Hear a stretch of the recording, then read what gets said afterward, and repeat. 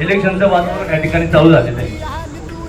2 महिन्यामध्ये आपल्याला विधानसभेला समोर जायचे आणि मला असं वाटतं का या गोबरगाव शहरामध्ये मागच्या 25-30 वर्षामध्ये जेवढा विकास या गोबरगाव झाला नाही तेवढा विकास मान्य आमदार आशुतोषदादा काळे यांच्या माध्यमातून झालेला आहे. हे आपल्या सर्वांना माहिती.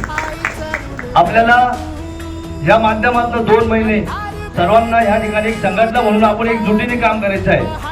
प्रत्येकाने आपल्या प्रभागातले काय कोणाचे हेवे दावे असतील, कोणाचं काय दुखलं असेल, हे मला अशी माझी सर्वांना विनंती काही सर्वांनी साईडला ठेवून माननीय आमदार साहेबांची ताकद कशी वाढेल गोबरगाव शहरामध्ये याचा आपण विचार करायचा आहे.